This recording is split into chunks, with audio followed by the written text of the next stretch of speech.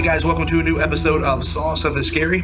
Derek Zoo back in the studio with you this week. Alongside me, as always, the rock that holds the whole show together, Jeff Wright. Jeff, what's going on, buddy? How are you? Man, I've been fighting a headache for like 2 weeks. It's all rain and nasty here, and so I'm on ibuprofen kick. But otherwise, it's good to talk to you, man. It's good to have you back, and I'm ready to talk some scary movies.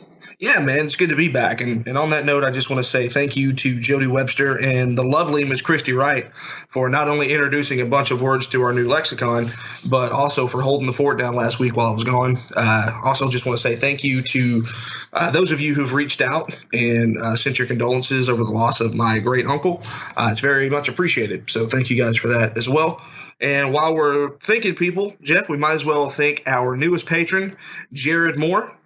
Yeah, thanks, Jared. Jared's a friend of the podcast. If you've been listening for a while, you know he's a good friend. He's been on as a co-host, and appreciate him chipping in to support the work. Absolutely. And remember, you guys can also chip in to support the work for as little as $1 a month. The perks start at $3 a month, and that gets you a bonus episode of the podcast, which we will have out probably in the next couple weeks. You can go to patreon.com/scary podcast for more information. Would love for you guys to sign up and be a part of the group. And on that front, for those of you who are listening who are I was going to say Patreons. That's not what you are. Patrons.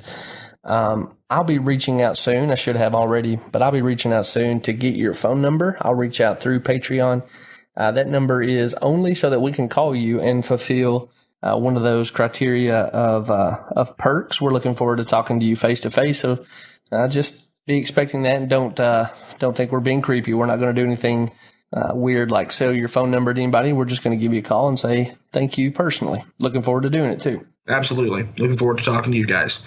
Also on that front, if you guys can do us the huge favor, if you haven't already, to rate us on Apple Podcasts, Google Play, Stitcher, SoundCloud, wherever you guys are listening to the show on, that would be much appreciated as well. Obviously, we covet those 5 stars, but any rating will be good. And the more ratings we get, the more ear holes we can get into. That sounds weird, but that's what we're looking for. And the more we can do that, the bigger we can grow this universe. So I really would appreciate that. I think that's all the plugs that we've got right now out of the way. So, Jeff, let's get to everyone's favorite part of the show. Jeff hates trailers. And I have 3 trailers for you this week. All right, good news. Are you ready? Bring it on. All right, my man, this one should be a no-brainer for you. I just saw it today. This is for I don't know if it's a television show or if I guess it's a movie. So this comes to theaters on May the 10th of this year. It is the biographical film called Tolkien. Okay. Starring everybody's favorite Middle-earth author? Yes. Or I'll say about everyone's rather than starring. I guess it'd be hard to star a dead dude.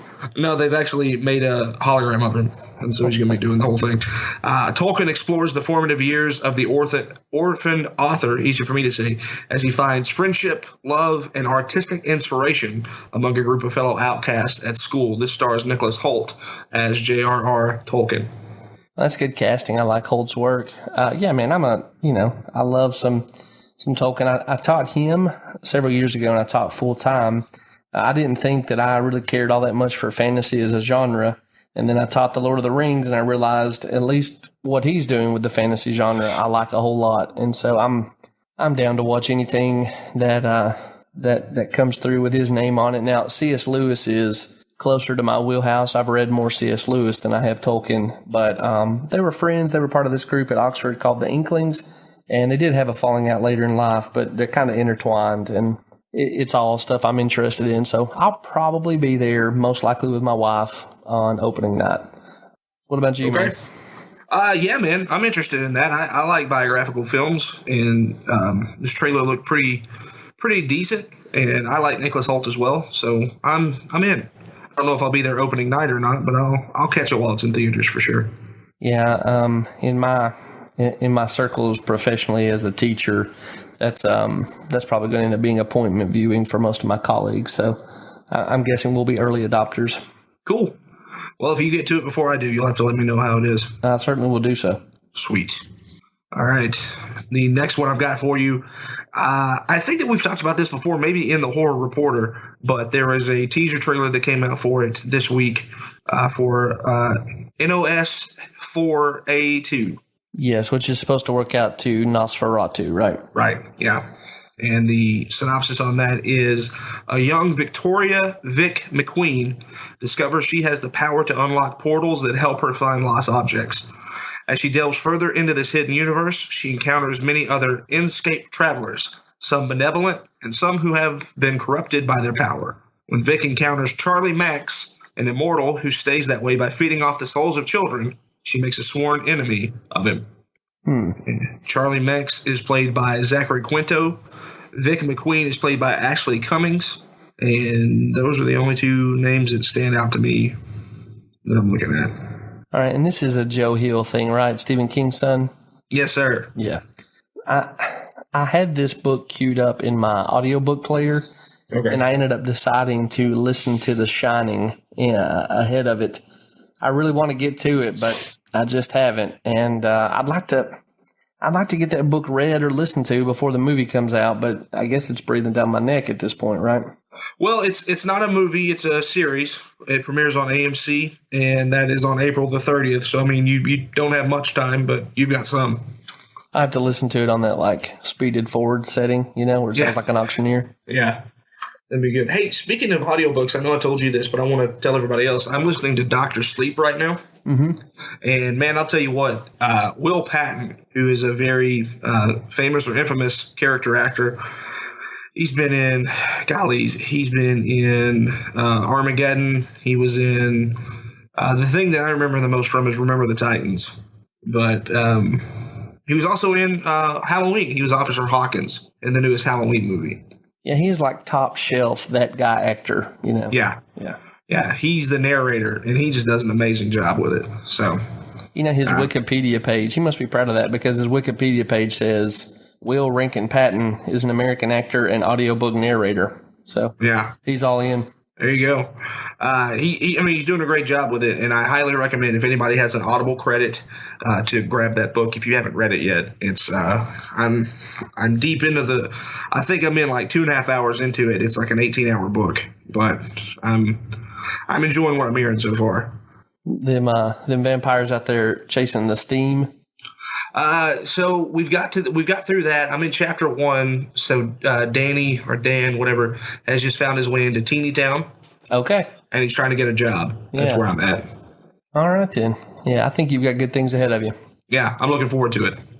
So, all right. So Nosferatu or NOS 4A2. That's terrible. It comes out on April the 30th. Just before we move on from that, I'm glad to see Zachary Quinto back in horror. Me too, man. I think that's a good move for him. And he shows up in the Netflix original that just dropped last week called High Flying Bird. Okay. I don't know if you looked into that at all. It's about the NBA, but there's no actual basketball games in it as best I can tell. It's more about like power agents and how they influence the finances of the league and the backroom dealings and whatnot. Oh, so it's basically like white ballers? Sorta, yeah. But here's the thing. Steven Soderbergh is the creative genius behind it. Oh. And it has our man Andre Holland as the lead. He of Hulu's Castle Rock fame. Okay. And, anyway, I started the other day because most people know I'm a diehard NBA fan. And it's interesting, but I haven't yet figured out if I like it. It's very Soderberghian, and that's not always a good thing. Makes sense? Right. Yeah. Does he shoot it all on an iPhone? I don't think so because it doesn't have the look of Unsane, but it's also, I don't know, he's doing something interesting with it visually, or I shouldn't say interesting. Visually, I don't know enough about cinematography to know what he's doing, but he's doing something to kind of make this look. I'm struggling for the right vocabulary. Everything looks very frank and earnest and cut and dried. Okay. And I don't know how else to describe it. So that's a long way of me saying he's doing stuff with it. I like it, though. That's a good description. Hey, I will say this. What's his name? I just mentioned him, the guy from Hulu's Castle Rock. Andre Holland. He's really good. Okay. he played basically the same character in Castle Rock, only with a different personality. And so, like, the guy in Castle Rock was uncertain of himself, hesitant, didn't have his footing. In this, he is Mr. in control of everything and 2 steps ahead all these stupid people who are holding him back. And, he's handling his business very well in this movie. Well, cool, man. Well, I'll try to catch. So it's just a movie. It's not like a series or anything. Oh yeah. It's just a Netflix original. Okay. I think it's like an hour and 30 minutes. It's a pretty quick one. I got tired halfway through it and had to go to bed because I'm old. Yeah, that happens. Well, cool. Yeah, I'll have to check that out. But yeah, it is good to see Zachary Quinto back and stuff, man. I thought he never got what he deserved out of Heroes. Yeah. He did really well with the Star Trek series, and I guess that film franchise is kind of dead on arrival now. But I've always thought that he should have been bigger than what he is. Yeah, and he was really good in the first season of American Horror Story. Yeah. Which, by the way, the reason I brought up High Flying Bird is because Quinto makes a brief appearance in that. Right. And he's very good in the little dollop of him we get. And it made me think, man, I want some more of that. And lo and behold, here come my buddy Derek to tell me, not only do I get more of him, but I get him in a scary movie. Yeah, you're welcome. I'm always here to deliver. That's what I do. Thank you, friend. You're welcome. I'm like the milkman. There's no way to transition out of that. Anyway, the last one I've got for you, I think, is something that we've already talked about on our Facebook group, which if you're not a part of the Facebook group, you definitely should do that. Facebook.com. We saw something scary. But anyway, the third one I've got for you is Child's Play. It dropped on Friday. It was also attached to The Prodigy that we got to see. Do you realize that when we went and saw The Prodigy on Friday, Jeff, we went and saw it with almost every guest host that's ever been on the show? Yeah, who else do we need to bring in? Al or Mike D? Yeah, Big Al and Mike D. That would have been it. That would have completed the set. That was the real-life version of the Facebook group. Yeah, 100%. Yeah, that was a good time. So I'm not going to watch the Child Play movie, and I think I told Jody I would watch the trailer, but I haven't done that yet. Is it worth watching or looking at? I don't think so. Yeah. I mean, I'm so out on this whole thing, man. I just have no desire to see a rebooted version of this, of this franchise, especially one that looks like it's going to try to take itself more seriously. Yeah, like it's a killer doll, right? If your tongue is not planted firmly in your cheek on this thing, I don't understand why you're doing it. And do we get any hints of why Audrey Plaza is attached to this thing? Like, what did she find interesting in this? I don't know. She plays the mom. Huh. She bought the Buddy doll for her kid. But, yeah, that's so weird. There's just sometimes you feel like you see a disaster coming from a mile away, and I don't know how nobody connected to this project or studio or whatever didn't say let's leave that in the warmer a little while. It's only half baked. Yeah. I really don't know why they wouldn't do that, but that's where we're at. And of course, no one that was attached to the original franchise is around for this one. They're off trying to do their own thing. I guess they're trying to make this TV series happen. Yeah, and that I'll probably check out. Yeah, I probably will as well. Jennifer Tilly actually went on social media and posted some negative things about the trailer and stuff like that. So it looks like we're going to have a Child's Play feud, which is the most 2019 thing I think I could ever say.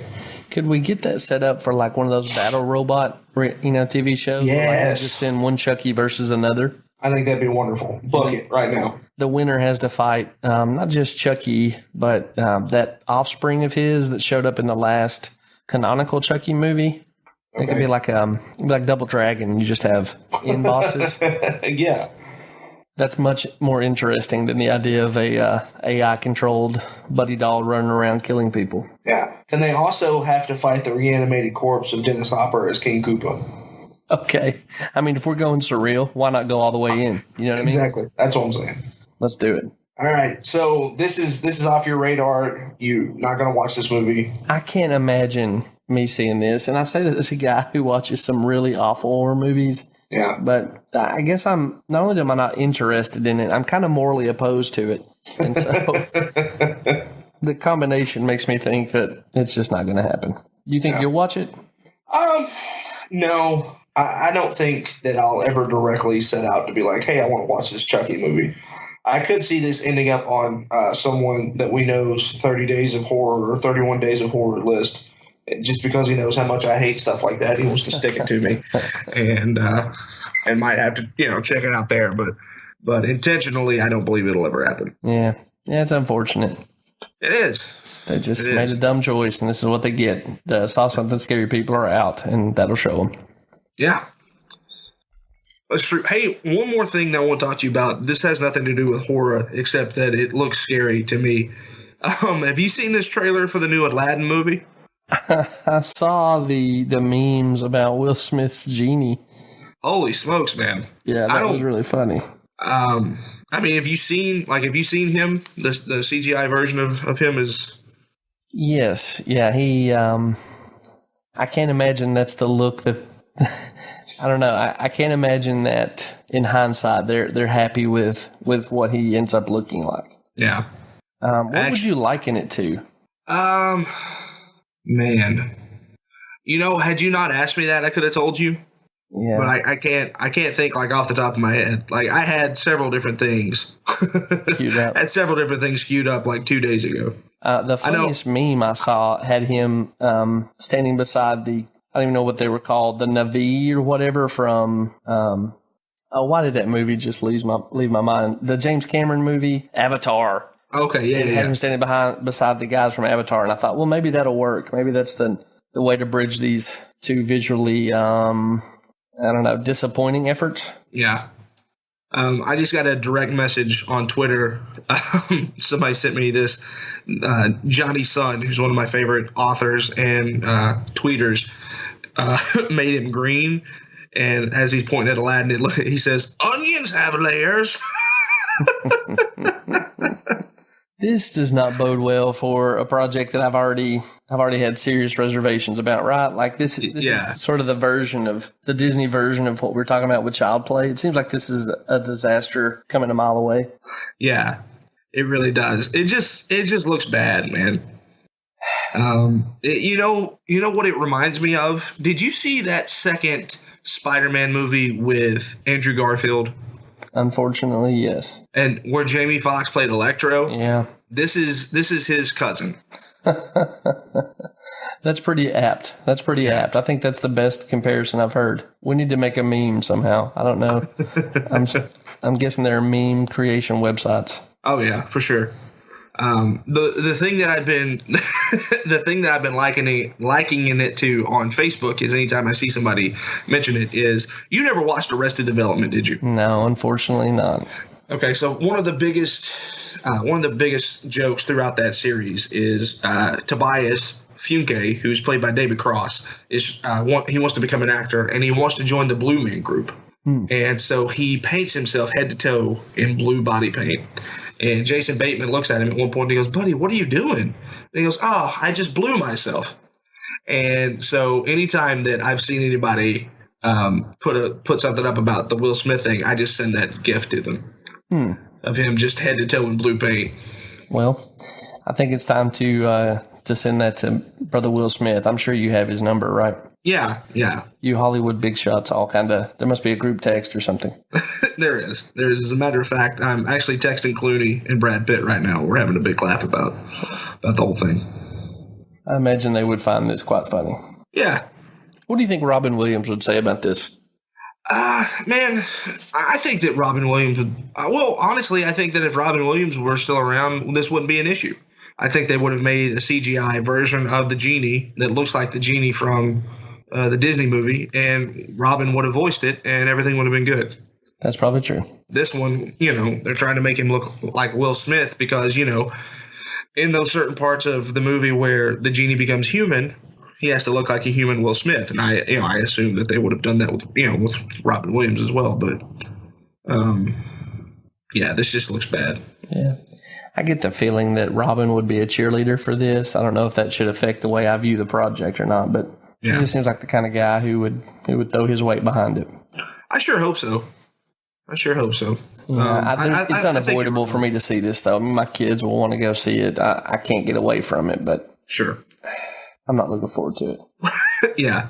I'm not either. I don't think this is one that I'll watch in theaters. I think that I'll eventually succumb to the pressure of it and watch it on Blu-ray or digital or something like that. But I don't think, hopefully this is something that when Disney's streaming platform comes up, it'll be available there, and I can watch it on that in the comfort of my own home, away from the shame of everyone else.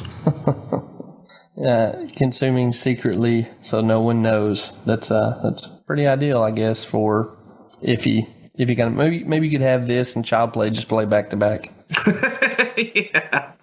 Yeah, that's a great idea. Apparently, Sir Patrick Stewart campaigned for the role of Jafar. He had turned it down in the 1992 version of the movie and has regretted it ever since. I can't imagine he's ever campaigned for much of anything. Yeah. People come to him, not him to them, right? Right. Huh. That's surprising. Yeah. Even more surprising that they didn't take him up on it. But I guess they wanted to try to make this as ethically or not ethnically the same as as the movie. Well, that makes Will Smith an interesting choice then, right? Yeah, it does. But I guess when the genie's blue, then it doesn't really matter. I guess so. We've probably talked enough about Disney's Aladdin for not only this episode, but for the rest of our lifetimes. I don't think we've talked about it enough. Matter of fact, I'm really just getting started. Matter of fact, here's my 15-point thesis on. No, I'm just playing. Saw something blue. Yeah, exactly. So anyway, that's going to do it for this week's edition of Jeff Hates Trailers.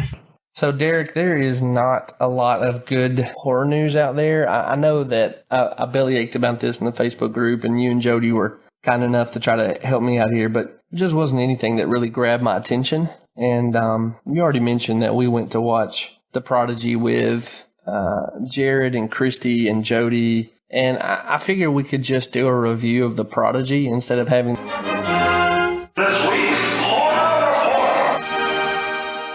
Are you cool with that?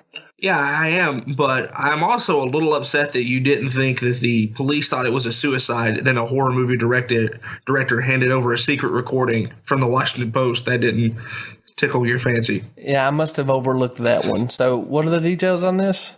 So, it's from the Washington Post. It was from this morning. Or no, from yesterday, excuse me. I think the only one you saw was, so Eli Roth is getting set to film a new horror movie, and you just turned off everything that I said after that. I literally saw that, clicked the mad face emoji, and then went and taught a class. So, yeah. Yeah. Anyway, I'll put this up. I haven't had a chance to read it all. I'll put this up by itself in the Facebook group, and we can all talk about it there. That sounds like a plan, man. Yeah. Thanks for scratching that up for us, though. Yeah, no doubt about it, man. Sorry, I led with Eli Roth, and that's the one. I was afraid that was what was going to happen. So, your petulant co-host. It's hard working with a diva. Are you saying that about me, or? No. I'm saying that about me. Just having to own the trials and tribulations of your working arrangement. I don't think that's true. So, The Prodigy. Yeah, let's talk about The Prodigy, but let's also talk about horror noir. Can we do that too? Yeah, let's talk about that first. So you've watched that now, right? Yeah, I watched it this morning. Okay, what'd you think? I really enjoyed it, man. I thought it was a very interesting look at black, the history of black horror. There's a lot of stuff in there that I didn't really know about, especially the early, the beginnings of stuff, some of the tropes. I guess I'd always known about, but never knew that there were actual names for the tropes. I love the fact that they paid so much homage to Candyman. Yeah, didn't that make you want to go back and watch Candyman again? Yeah, 100%. And also, I'm going to watch Tales from the Hood again after that thing that they did with David Alan Grier. I haven't seen Tales from the Hood since I was a kid, probably. So I'm going to go back and watch that as well. I guess we should clarify, if anybody doesn't know what we're talking about, there's a new documentary on Shudder that is, I guess, an adaptation of a textbook called Horror Noire, which details the relationship of the African American community to horror as a genre. And man, it's fascinating. Like, I was talking to Nikki on the Facebook group. I'm going to go find this textbook now and read it like a novel, because there was just so much stuff in there I had no idea about. Mm-hmm. Yeah, I'm actually right now searching for it on Amazon. Yeah, I think on Amazon right now it's like $45, but Oh, dang. Sometimes you just got to pay a little cabbage for a book you want to read, and I think I'm going to do it. Well, there you go.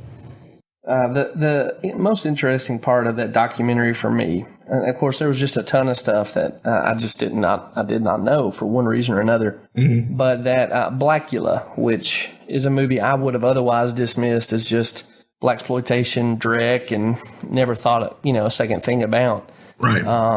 That a number of the young men who saw that, as black kids without a lot of representation on the big screen, they found that very empowering and inspiring, and they, in ways that sounded like kids who say, "Hey, I saw Captain America on the screen, and I wanted to be Captain America when I grew up." These guys were saying, like, that's who I wanted to be when I grew up, because they were starved for positive representation on the big screen. And I not to just keep repeating myself, but I would have never anticipated that, and felt like I came away with a much better understanding of the subject. Now, of course, my understanding was very limited, but man, that documentary just does kind of feel like an education. Yeah, for sure, man. I completely agree with that. I went into it, knowing the basics, right? Jordan Peele, Get Out, everything that I've ever seen from the 90s. The black guy always dies first. My underrated, or how I thought that Candyman was underrated. And they really took it to a whole nother level and made me realize, like, how important it is for people of every race to be represented on film. I actually had I know this is kind of going off on another tangent, but I actually had a conversation with a guy a few weeks ago who talked to me about how he didn't think that Black Panther was good because he couldn't live vicariously through the Black Panther because he didn't look like him, essentially. And yeah. And I just said, okay, well, you and I have had movie heroes from the beginning of time that look like us. So can we not give African Americans Black Panther? And he just couldn't grasp it. Like, he couldn't understand the whole situation. And that broke my heart for obviously different reasons, but it's just crazy to me. It's crazy to me that that's the case, number one, but it's awesome to see finally people of color be represented in a good way. You and I, we talk about our love for John Cho and how we wish that John Cho had bigger stuff, was in more stuff. And, Crazy Rich Asians was a huge movie last year. And, of course, Get Out before that. And then there was also one, oh man, I'm going off the cuff here, so I forget. But there was one with an Indian star. It was kind of a romantic comedy. And golly, what's that guy's name? You know what I'm talking about? Man, I don't, and I'm sorry because I wish I did. But I'm kind of a one-trick pony when it comes to genres. I watch horror movies. The Big Sick is what I was talking about. I'm sorry. Oh yes, Kamal Nanjiani. I did watch that one actually, and I loved it. Yeah. It's on Amazon. If you haven't seen that, it's one of the funniest movies I've seen in years. Yeah. And, and that has a Middle Eastern male, in the lead role of this, in this romantic comedy. It's just good to see. I say all that to say this. It's just good to see people of color being in prominent roles in movies without them being the token whatever they are. You know what I mean? Mm-hmm, mm-hmm. And so I guess watching this documentary today made me realize just how far African American people have come in movies, but also, like you said, with Blackula, me personally, I would have been like, oh my God, that's terrible. But that was all they had back then. And so they were like, yeah, this is, there's a guy like me who's in a starring role in a movie. That's something I can be proud of. It blew my mind. Yeah. And I guess this is going to be the weirdest thing one of our listeners maybe would hear me say, but I wish they hadn't spent so much time on Get Out. And I say that because I know a ton about Get Out. I know how to appreciate Get Out. I've listened to a ton of different stuff from Jordan Peele talking about the process and, the perspective he brought to it and trying to speak on behalf of his community and things like that. There was so much I didn't know that I wish they would have spent more time kind of saying, in effect, go back and check this out. Here's why it's significant. Because I kind of need a bibliography to guide me into that world. You know what I'm saying? Well, I do, but I think that you're kind of an anomaly. I think you're the exception rather than the mean. Like, because you and I have this horror movie podcast, and we search out this horror movie stuff on a regular basis. I think for anyone, any normal folk, they probably didn't know a lot of the stuff that happened in Get Out, or they probably didn't go as far deep into it as you and I probably have. I mean, every time that I tell somebody, hey, can you believe that like the hero of the story picked his own cotton to save his life, people's jaws drop because they just never thought about it that way. And that was one of the things that they brought up in the documentary. So I think that it's probably the right way to go about it, just because for Black horror, Get Out is the pinnacle. I mean, you and I have talked about it. For me, it's probably one of my top 5 favorite movies ever. And, you and I have talked about the fact that, in my opinion, nothing has reached it since then. And so, again, looking at it through their eyes, if that's your, like, I mean, for lack of a better word, Citizen Kane, wouldn't that be the thing that you'd want to, like, document and talk about the most in this documentary? Yeah, maybe. I guess I had assumed that it being released through a service like Shudder, that, most passionate horror fans, unless they have some kind of irrational bias, are going to be fans of Get Out and will have done some of the same reading and listening that I have done. But that's entirely possible. I guess maybe I just want a world where all entertainment is catered to my very specific preferences, Derek. I don't think that's too much to ask. Sure. And I understand that. That makes sense. But unfortunately, we have to cater to other people in the world, Jeff. Man, no, that's unfortunate. I need to find a better timeline. I thought you were about to say I need a better co-host. I was going to be like, yeah, I understand. one that's gonna placate to your needs. Completely get that. But it was fun to see, so many, like the guy that directed Tales from the Crypt, Demon Knight, and Bones. I didn't realize that he directed both of those. Yeah, and I haven't thought about Bones in years. I remember watching Bones, and I thought, man, that was on some part of my memory that has just, I think the term is the memory hole. I think it just fell off into the memory hole. Yeah. Anyway, there's, like I said earlier, I need a bibliography. I need somebody to say, just go back and check these out. And Horror Noire did that by and large. I want even more. And again, that's why I guess I'm going to be buying a $45 textbook. Yeah. And actually, you can get it for $32 on Kindle. I don't know if you have a Kindle. But oh, yeah. Okay. Yeah. Their Kindle edition is a little bit cheaper. So. I'm old school, man. I still, any book that I'm not going to read, more than once, I'm happy to get digitally. But if it's something I want to pull off the shelf and read a couple times, I'm just a troglodyte. I go back to the hardbound. No, you're fine. I'm actually the same way. As a matter of fact, I don't think I told you this, and this is again off the subject, but I was at McKay's while I was in Tennessee, and good God, I wish I was still in Tennessee. But I picked up The Disaster Artist, the book that Greg Sestero wrote, for 75 cents. Oh yeah, man, McKay's is awesome. Yeah, so if you want, I'll send that to you through the mail when I'm done with it. Okay, yeah, that'd be great. You know that our boys there have a new movie coming out, right? Yeah, it's like some kind of shark movie, right? I think it's called Big Shark. So yeah, here we go. Oh, hi, shark. That's all I want out of that movie. I think there's a good chance you'll get something like that. Yeah, I think so. Speaking of our boys, and speaking of getting together and oh, hi, shark, I'm tying it all together. You'll see, we saw the Prodigy on Friday. Was Tommy Wiseau there? Because that would have made it much more awesome. No, but while this movie was boring and pedantic, at one point I yelled out, "You're tearing me apart, Sarah!" That's true. And that's why I thought I could tie it all through. That's true, you did. So you called it boring and pedantic. I guess that probably sets everybody up listening for our review. Did you like anything about the movie? I thought the little kid did a great job. The little kid played Georgie in it. And I thought that he did a great job. He definitely carried his weight in the movie and really had some tough stuff to go through as a child actor. And I felt like that he nailed pretty much all of it. Yeah, he was not a weak link there, which I guess we've talked about a little bit with Mike Flanagan, that there's some really great children working in horror right now, child actors. Yeah. And I guess I had attributed that basically to Flanagan's skill and also Sandberg, who has done some good stuff with Annabelle Creation. But maybe we're just in a sweet spot where we've got more skilled kid actors. Sure. The thing I'm hoping is that they don't, in 15 years, we're not reading horror stories about what's become of their personal lives, Right.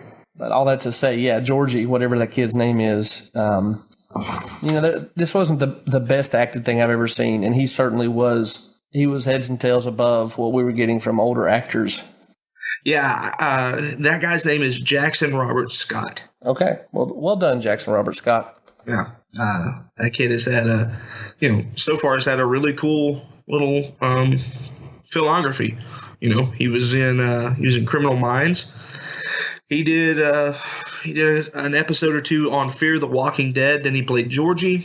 Then he did a movie called Skin, which was a short that I haven't even heard of until now. And now he played, Miles in the Prodigy. So kudos to that kid. I look forward to seeing whatever he comes out with next.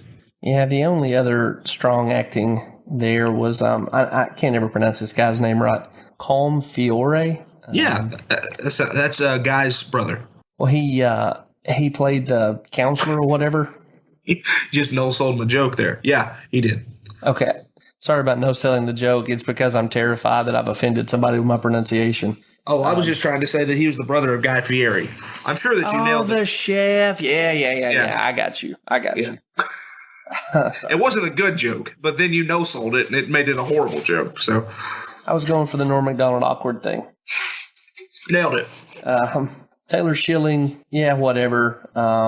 Peter Mooney, I think, is the guy who played Dad. Yeah, that's fine. Right. In some ways, they could have been cardboard cutouts. They just didn't have much they needed to do. What'd you think about the story? Man, it felt like, I leaned over to Jody at one point and I said, didn't we just see the preview for the new Child's Play? Like, that's how I felt. Like, I felt like this was Child's Play 2.0. So he's a doll come to life to terrorize? Well, I mean, the killer, in the Wahlberg, in the original Child's Play, the killer puts himself he does some kind of incantation and puts his soul in the body of this doll, and essentially that's what happens here. Yeah. This guy gets shot at the same time that this child is born, and because he the Casper rule, right? Any ghost that has unfinished business doesn't cross over. Because he has unfinished business, he possesses the soul of this, or the body of this child. It just felt very predictable, very, I guess predictable is probably the best word to say without the other adjectives I used before. I literally looked at you and called every beat, and anything that I didn't like, anything that I told you, you looked at me and you're like, yeah, that's exactly what's going to happen. Yeah, that's the thing. I guess I hadn't put the connection to Child Play together right, but you're absolutely right on that, and that's a great call. So, it's lifted that from Child's Play. It's lifting a lot from The Bad Seed, The Good Son. Even think that there's shades of Denzel's Fallen in this one, and I guess that's the most frustrating thing for me.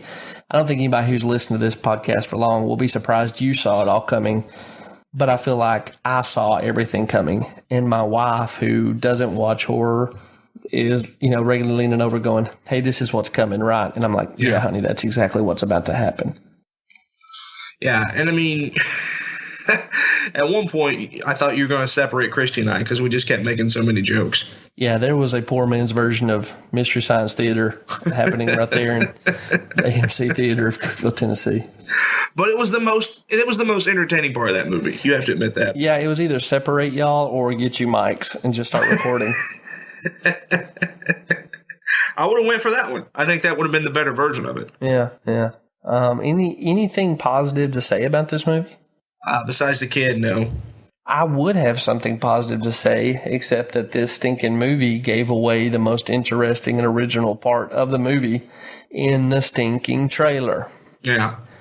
This is Exhibit A for a movie that would have been better if you just didn't know what was coming. And thankfully, Jared had forgotten about seeing the trailer, and Christy had not seen the trailer. And so I was sitting between them, and I kind of leaned back as far as I could and tried to put him in my peripheral vision for when the jump scare happened. And I guess that was the most entertaining part of my night.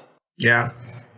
Yeah, I wish. I wish that jump scare hadn't been in the first trailer. And as a matter of fact, I don't know if you know this or not, but I was reading up on IMDb where they said that they had to edit that part of the movie because the initial reaction to it caused too much terror. Well, man, that movie was so derivative and rebaked that I'm not sure editing terror out was exactly the call there that I would want to see made. Yeah.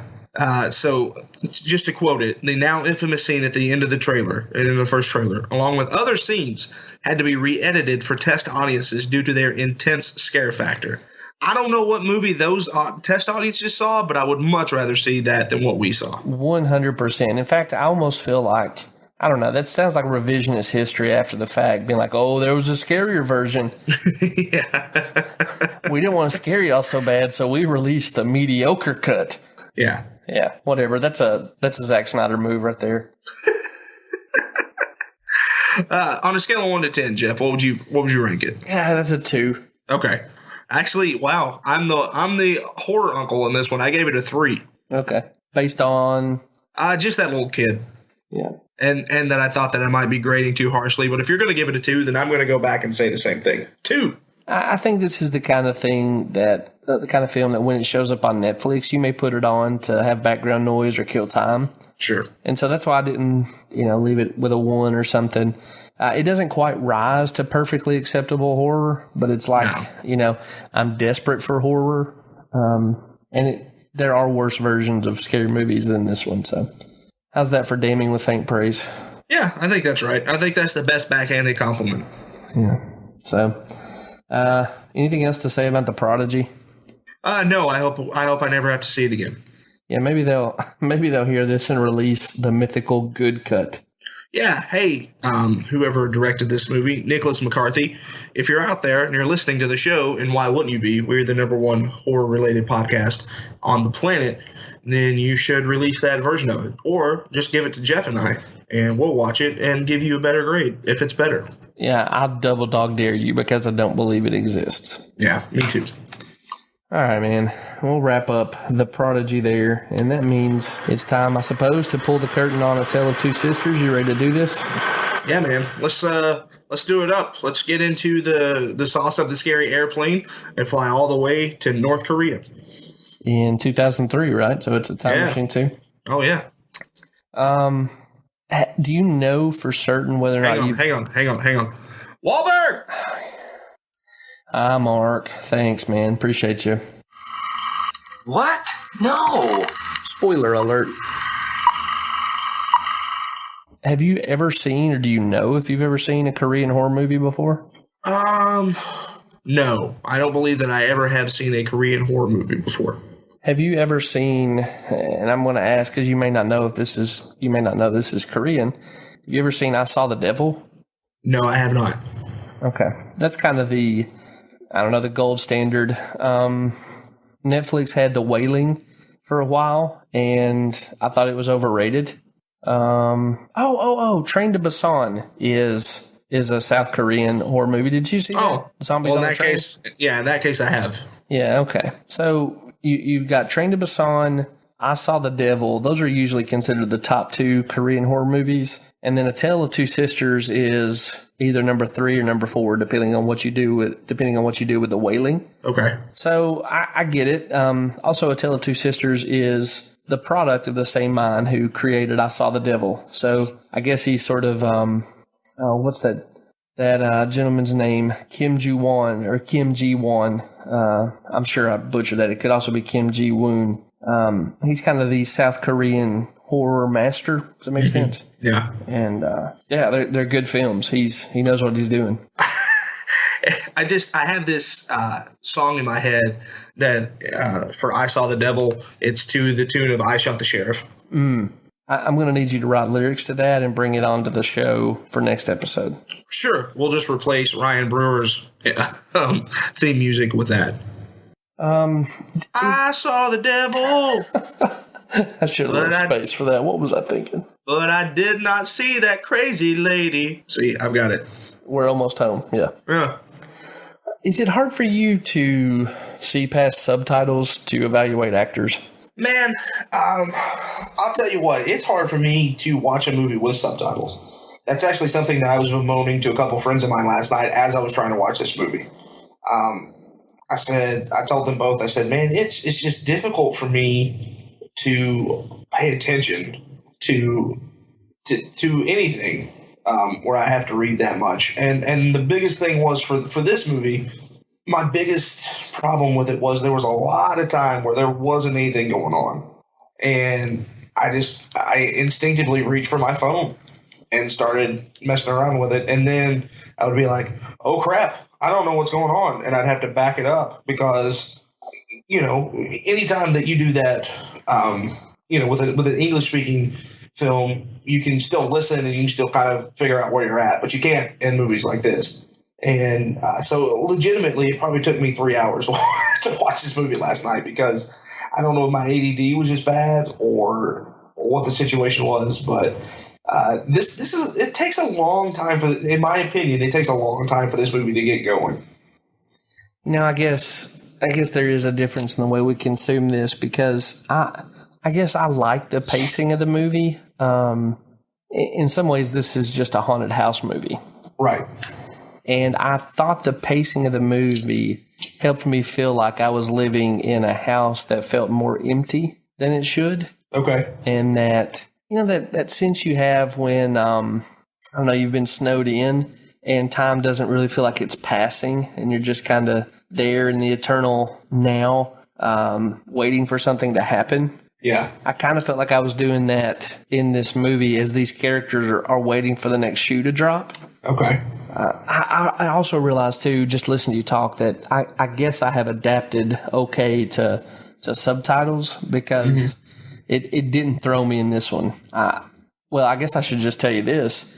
There are times when if I'm having a hard time with English dialogue and making sure I know exactly what someone's saying, I'll turn on English subtitles at this point. Okay. And just kind of double check what I thought I heard. So maybe I'm entering that phase where I'd rather read a movie than listen to it. Maybe so. I think also though I knew right out of the gate, oh, that sister's dead. Yeah. I'm guessing that you lead on, coming to that conclusion out of everybody out there. What else about this movie? What'd you think about the music? I honestly, Jeff, I don't have an opinion on the music. Nothing about it stood out to me, so I can't really comment one way or the other. I mean, I'm trying to think back into my memory banks, and nothing about it stood out to me. So clearly, you have something about it that you want to talk about. So.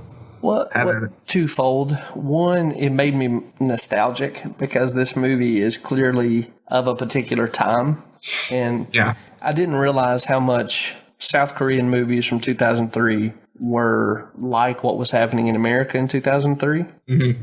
But I also really enjoyed the music. I thought it was atmospheric and really enhanced what was happening on the screen. And so I'm not usually a guy, unless it's like John Williams or, I don't know, who's the Disney composer who's done every good song they made? Danny Elfman. Well, Danny Elfman's up there. There's an Alan guy, too. I can't remember his name. Oh, yeah. Alan Thicke. You got me there. I knew that reference. Thanks, Cap. I'm old enough to know that one. Yeah. I get that one. Unless it's one of those guys.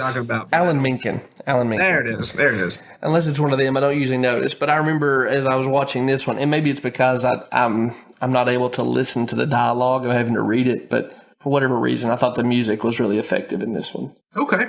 Yeah, I wish that I would have, paid more attention to it now. But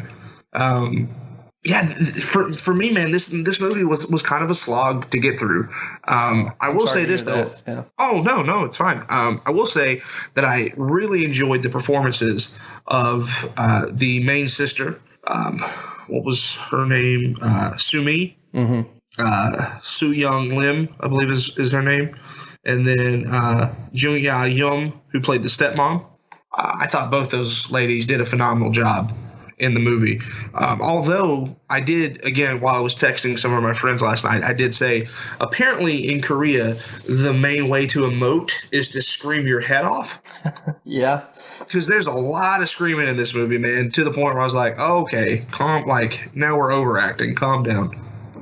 Yeah, it is interesting. I wonder how the culture that this was created primarily for would receive that. Because I had a similar sense. Although it is interesting, like when they're at the dinner party and the stepmom is just hyper neurotic and telling stories that nobody is interested in, that came through crystal clear. Like there was no cultural barrier for she's annoying everybody to death. You know what I mean? Yeah. And I will say, I earlier kind of asked about subtitles blocking my ability to gauge acting. There's a scene where stepmom is locking younger sister in a closet. Mm-hmm. And instead of going to Narnia, she's just trapped in there, terrorized. Right. But wouldn't it have been cool if she would have met Kevin Wendell Crumb in that wardrobe? Yes, this would be a completely different movie at that point. Yeah. We need to visit that timeline. Like we can do we can write that book, Derek. We can do the Pride, Prejudice, and Zombies. A Tale of Two Sisters and 37 Personalities. Yeah, I love it. But when stepmom was locking younger sister in the wardrobe, and at the very end, you kind of think she's about to let the girl out, and she just goes silent and stares at her, and then locks her in. I really thought she was quite frightening there.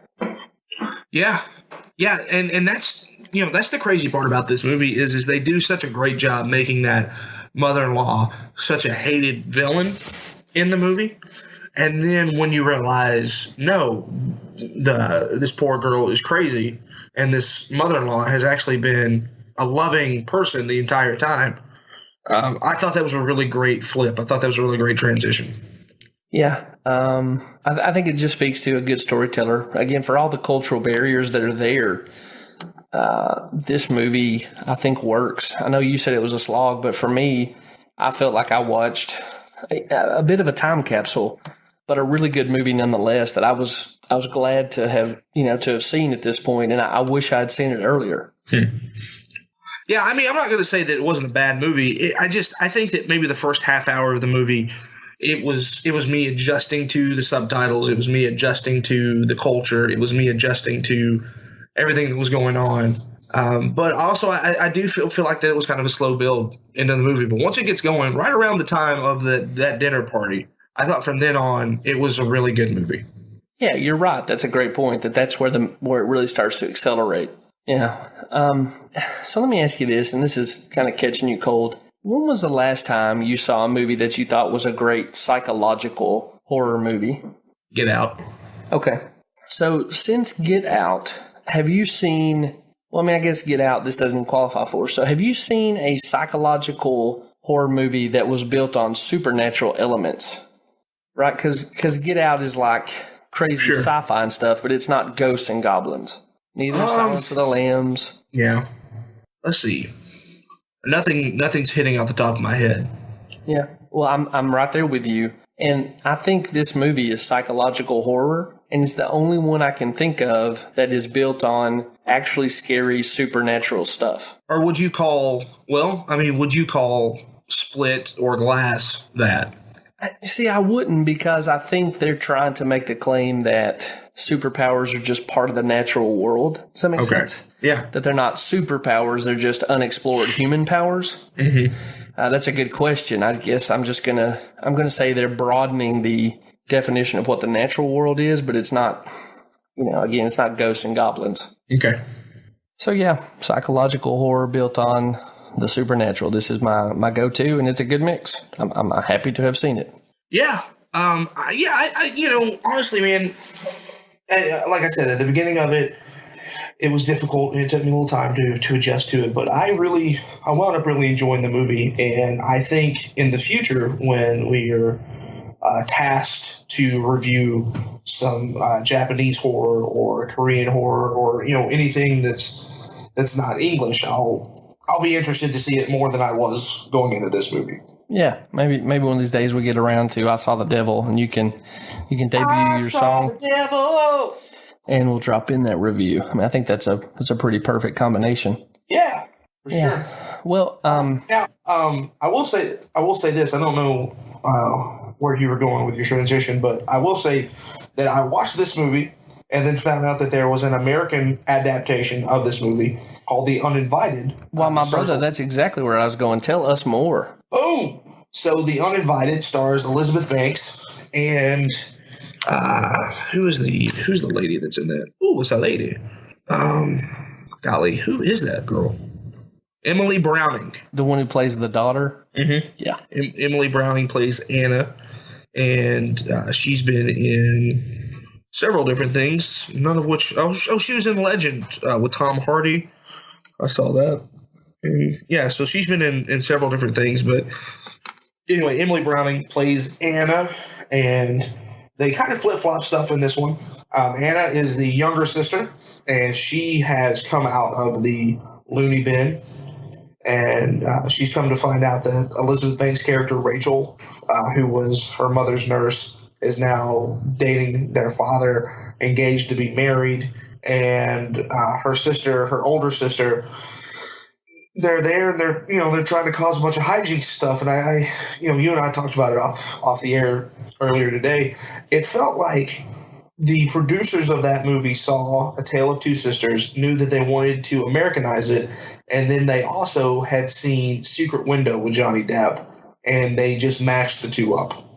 Yeah, so The Uninvited, I think, is 2009, right? Yes, it is. While I was watching A Tale of Two Sisters, I was wondering whether or not there'd been an American remake, because most of the J-horror that I have watched has gotten an English remake within 5 years. Right. And when you texted me and said, "Oh, The Uninvited," a light bulb went off. Much like Bones that I mentioned earlier, I had seen The Uninvited when it first came out. I had seen it in the theater, but I had almost entirely forgotten about the movie, not because I thought it was bad, just because it had been so long. Yeah. And we were kind of catching back up over that through text message. And you're right. Well, let me ask you this. Let me go at it this way. What do you think about The Uninvited? I know we're not reviewing The Uninvited, but scale of 1 to 10, what would you put on it? 5, probably. Okay. Maybe 5.5. And not to spoil the end of this episode, but would you go higher or lower for A Tale of Two Sisters? Higher. Okay, so I'm with you on both of that. But as a matter of fact, I'm sorry to interrupt, but as a matter of fact, watching The Uninvited gave me a better appreciation for A Tale of Two Sisters. Okay. Well, that dovetails with actually where I was going to go. The Uninvited may be other than The Ring, it may be the best English remix of a J-horror movie. Depending on what you want to do with The Grudge. I don't know if you think The Grudge was good or bad. It seems to be a polarizing movie. I thought that The Grudge was probably a middle-of-the-road movie. I think I liked it more because I had an intense crush on Sarah Michelle Gellar. Well, yeah, that would help. But, I think that probably The Uninvited is a little bit better than The Grudge.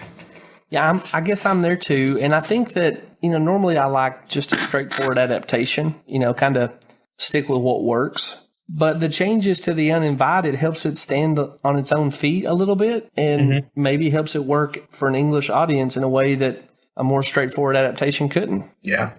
I think that everything that they changed from A Tale of Two Sisters to The Uninvited was so American. Yeah. Like, to start that movie out with a girl making out with a guy on the beach, I was like, yep, I'm definitely watching an American horror movie. That is right in the wheelhouse of the story that this movie is adapted. Both movies are ultimately adapted from. Did you go look at the Wikipedia page for A Tale of Two Sisters or The Uninvited? I went to the Tale of Two Sisters Wikipedia page, but I've mostly been on both of their IMDb pages. Okay, well, I recommend this to you and to our listeners. I don't want to spoil it, but if you go to A Tale of Two Sisters, you will be linked to Uninvited, but you'll also see in the first paragraph reference to a folktale that dates to this Korean dynasty that ran from the 1390s to the 1890s. So, talk about a long-standing empire, 500 years. Anyway, it references this folktale, and click that link, man, because the folktale is an awesome story, and I kind of wish, I wish there'd been a movie just straightforward made out of the folktale. Yeah. In fact, the ending is quite awesome. So I'm not going to read it out on the podcast here, but I'm telling you, man, I think that would be worth the 3 minutes it takes to click over to it, and I think our listeners won't be disappointed either. Well, cool, man. Yeah, should we put that up? Should we put that link up on the on the Facebook page? Yeah, let's do that. That's a good idea, man. The Kingdom of the Great Joseon, is that it? Yeah, so I think the pronunciation, now get ready for a southern tongue.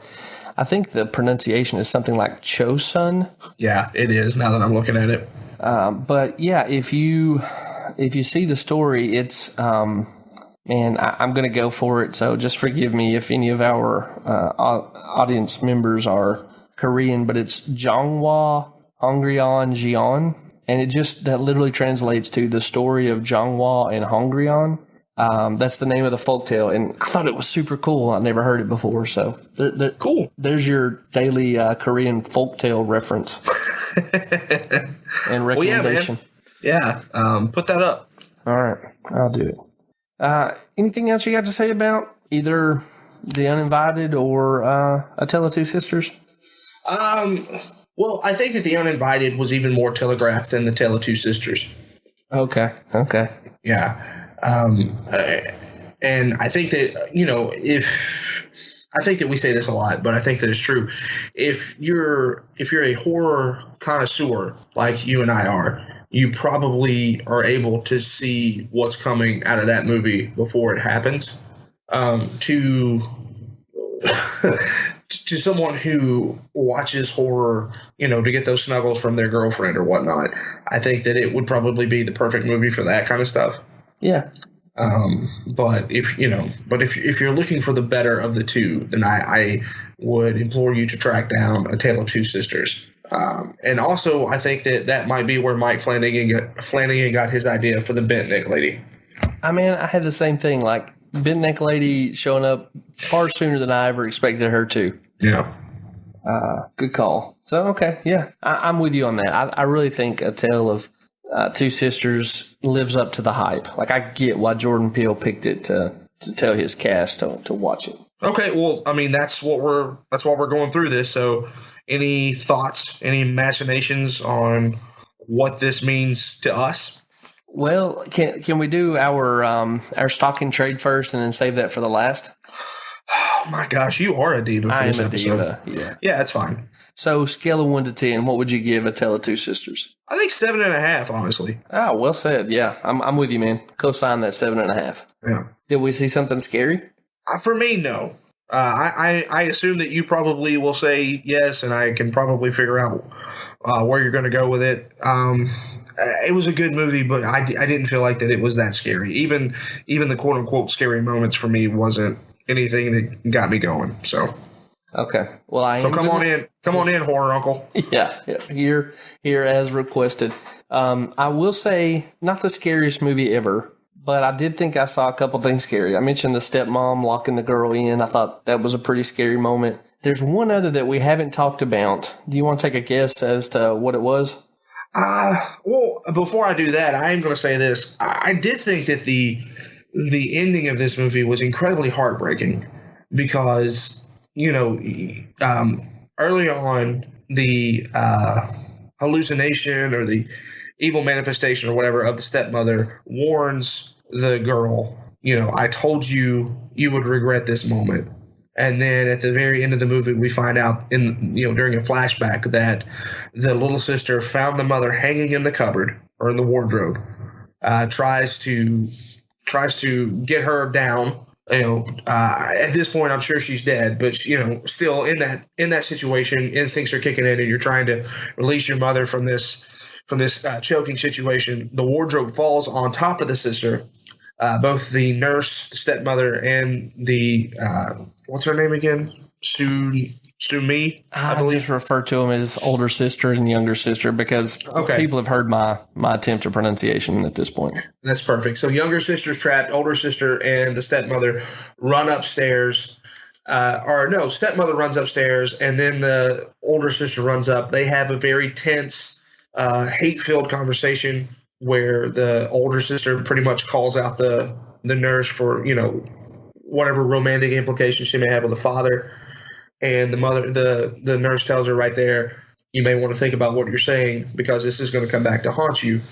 And basically, all this is happening while the little sister dies. To me, that was incredibly heartbreaking because, for me, this wasn't so much a supernatural thriller as it really was just a tale of a mental breakdown and a crumbling family. Yeah, and and a family that puts the fun in dysfunctional, right? So I imagine that when the girl comes back to kill the stepmom, that's the part that you thought was the scariest. That is actually the most, I think, is the most significant part, and it's what I want to talk to you about in the connection to us. Okay. My other scary part is much more simple. But when they're having the crazy dinner and the aunt falls on the ground and has a seizure, as they're driving off, she tells her husband, "I saw a girl under the sink." Yeah, and that shot of the girl under the sink, I thought was legitimately kind of creepy. Okay. And it's just there long enough for it to, to present itself to your imagination, but not really fill out all the details about what it is. And I thought that worked perfectly. I thought, the ghost under the sink or whatever was scarily undefined, and I thought it was a good touch. Okay, that's fair. Well, to go to your question, and thank you for letting me save it for the last. The elements you're picking up on is what I think sets this movie apart from The Uninvited, what makes it a really masterful horror movie, and what I'm suspecting will touch on, what Peele's using it for in Us. I think that movie ends with you looking at what we would otherwise see as the victim of this movie, the older sister. Mm-hmm. And you're left realizing she's got a hand in her sister's death, and there's nothing she can do to get away from it. Right. It might have been inadvertent, but she was indulging her selfishness. It's almost like Peter Parker reflecting on Uncle Ben's death, right? Sure. And I think what I'm going to propose that Peele does with this is, the tagline for us, I think, is we're our own worst enemies. Mm-hmm. And I think in some way, those alternates or those evil copycats or doppelgangers of the family are somehow going to be rooted in a choice that they made that maybe they didn't understand the full implications of, but leaves them with a real guilt, a meaningful guilt that there's really no mechanism to get rid of. Okay. And I don't know what that'll look like in Peele's storytelling, but that's what I'm suspicious of. Yeah. Your own thoughts on how this may relate to us? I agree with that. I feel like that past mistakes are going to come back to bite them.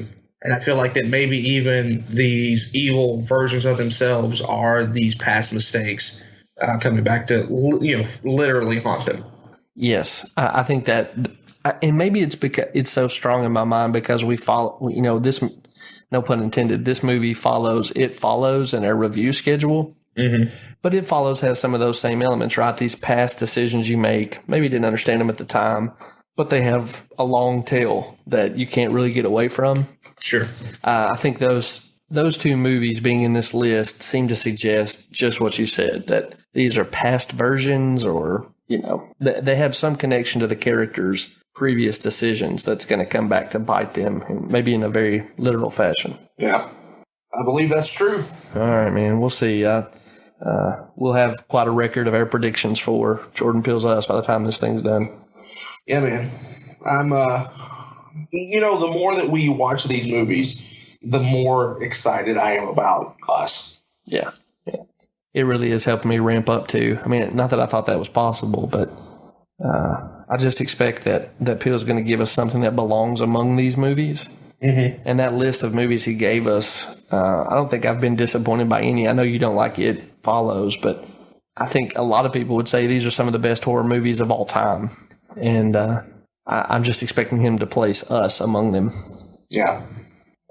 Yeah, I agree. I think, for his sophomore venture into horror, and, of course, he says this is his first real scary movie. So I can't wait, man. And I think it's, you and I are both comic book movie fans and comic book fans in general. And so I think, Endgame is probably the most anticipated movie that I have for this year. And I think Us would be number 2. Yeah. Yeah. I'm with you, man. So I guess we can put a bow on this one unless you got something else to add in. No, man. I think that's pretty much going to do it. You can watch A Tale of Two Sisters on Shudder right now, and of course, Shudder I believe is $3.99 a month, and you get like your first week free, I believe. Yep. So you can go to shudder.com for that. We don't have any kind of partnership with them. That's just us being good stewards and telling you where you can go see this.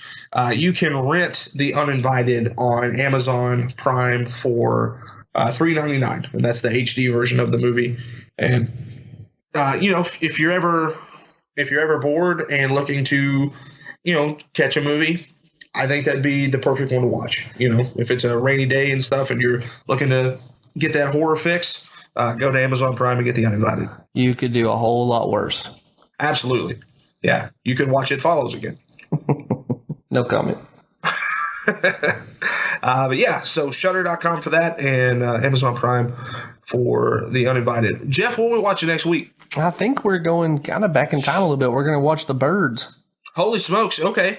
Yeah, I've been looking forward to watching The Birds. I've only seen The Birds once. Have you ever seen The Birds before? I assume you have. I've seen it with my mom, who I caught the love of horror movies from. I probably watched every Alfred Hitchcock movie I've ever seen with my mom the first time. And I haven't been back to The Birds, I think, as an adult. So I'm really excited too.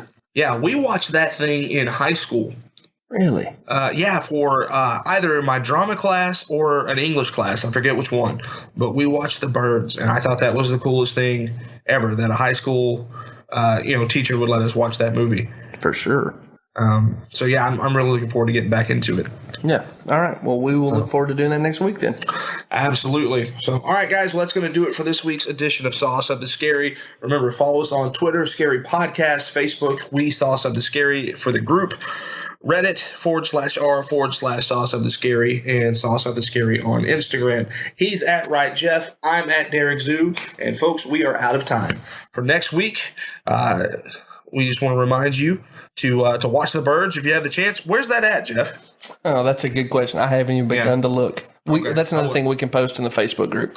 Yeah, so we'll post that up as well so you guys have it, and you can watch along with us as well. Remember, patreon.com /Scary Podcast. Get with us. We're going to be reviewing a movie on there here in the next couple weeks for the bonus episode. You will not have access to that episode unless you join the Patreon for as little as $3 a month. So not asking for much, just asking for you guys to help us out, and we greatly appreciate it. All right, for Jeff Wright, this is Derek Zoo reminding you, stay away from clowns and sewers, white people teacups, blind men with turkey basters. We will see you guys back here next week for The Birds. Until then, bye-bye, man.